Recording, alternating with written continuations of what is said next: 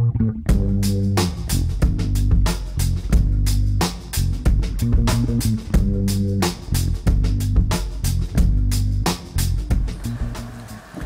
guys, what's up? Okay, welcome to at G Site, and today we're gonna review Tower Heist, starring Eddie Murphy and Ben Stiller.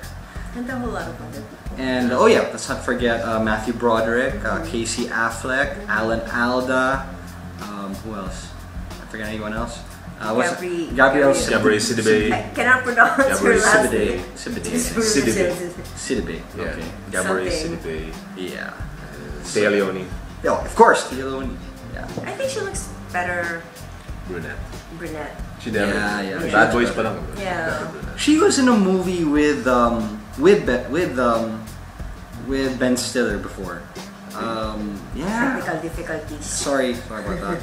I forgot the name of the movie. Anyway, she played an even sexier character there. But anyway, yeah.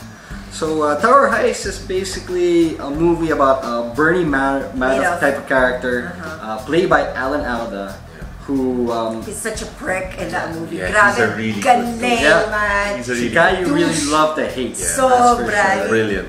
Every time he plays a douche, he is like the king of douche. Yeah. Grabe. He's way back off from his old character, Hawkeye from MASH. So it's basically this character who ran a Ponzi scheme where he's like stolen a lot of money from all his clients, and it turns out he steals money from the staff as well. Yeah. So the staff of this condo unit called the Tower in downtown New York. Right, and Ben Stiller leads this team because he's the tower manager. The hotel manager, and he's like he invested the money of the whole staff. Yeah. With Mr. Shaw, and there, so he feels responsible because all of them have lost their pensions, basically. So, but the thing is, these guys, they don't know anything about stealing money, so they get a felon played by Eddie Murphy, named Slide, who acts as their consultant. His name is Daryl. Yeah, something like that. Yeah. So basically, that's the movie right there. It's a heist movie, literally, and this is kind of a return to form for Eddie Murphy. Definitely. I'd like to think. Definitely. I think he's really. This is the Eddie Murphy that I haven't seen. It's kind of like a comeback movie. Yeah. The Eddie Murphy from the 80s, yes. the 90s. Yes. Because when he did it was kind of a comeback as far as rising back to prominence with Dreamgirls. When he was doing his James Brown impression the whole time. Right. That was good as far as getting back in the spotlight, but back to his old humor. Yeah, this is it. Exactly. It's back to Beverly Hills Cop, 48 Hours, that all type of character. Classic stuff. We miss this guy. Yeah, because Eddie Murphy's been doing a lot of family movies last decade, which never took off. Or but they have. But for hardcore us, fans, for us. For white it's just so different from him.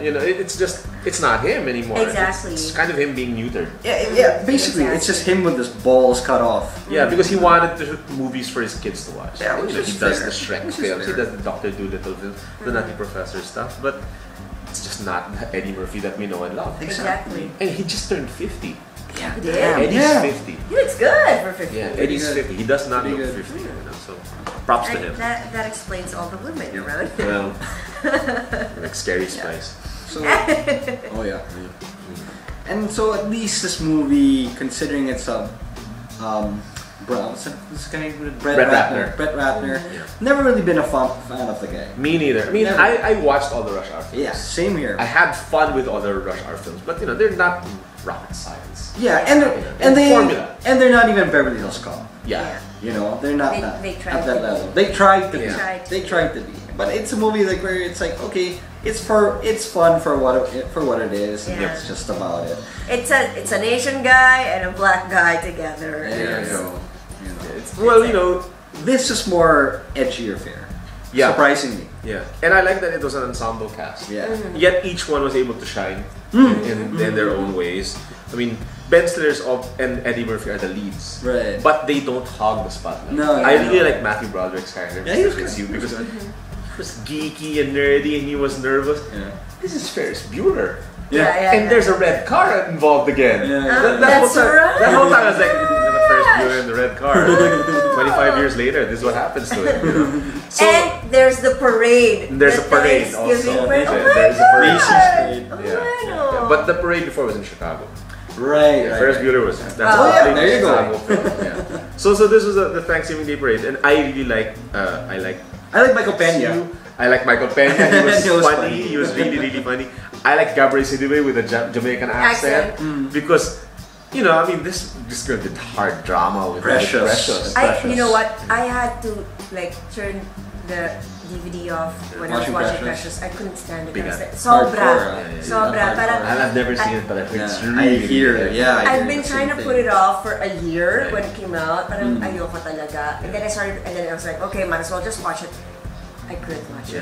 It's that hard. Yeah. I just couldn't watch it. And for her to do this now. Yeah, which is good. And she's having fun. Yeah. I'm happy for her. Yeah. There you go. And for me to like Alan Aldous the man. He's just a guy you love to hate. Yeah, he's just evil to the core. Sobrang to the core. Saan niya nahugot yun? It's amazing. It's just how he comes off, you know. It's that way of it you suffer. Yeah, it's just very, you know, the way he comes off. It's very nonchalant, but it's condescending. Yeah. And the things he says just hits you in the gut. Yeah. Right there. What? Where did this guy come from? He's the epitome of evil. But then again, ang galing because it really makes you think of Bernie Madoff.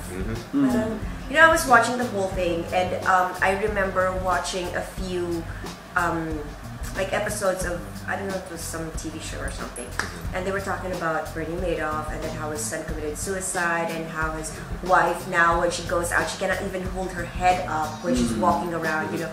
And I was watching that Tower Heist and I was like, shit, ang dami talaga na-apektuhan na tao. Grabe. And they actually turned it into a comedy. Yeah. But I'm sure deep down inside they would want to kill the guy. Yeah. It's a revenge fantasy. Yeah, it's really a revenge. It's getting a fulfillment. Yeah, this is what I'd like to do to this guy if I ever got a hold of him. And I was really happy with the twists. Yeah. Because you think that they're gonna get caught at this point, or it's not gonna work. Then this twist happened. Then this twist happened. Then this twist happened. Wow. It's fun. I was pleasantly surprised because I didn't have high expectations. Neither did I. I mean, I'm just getting stickers of Get Glue, right? For Tower Heist. But, you know, all the twists that happened, I was like, wow, this is actually funny. This works for me. I mean, it was funny. Yeah, it's and the dialogue was very clever. Yeah. Although I did think the twists were kind of convenient, but for what it was, like, okay, it's cool. Yeah. You know, it works for what it is.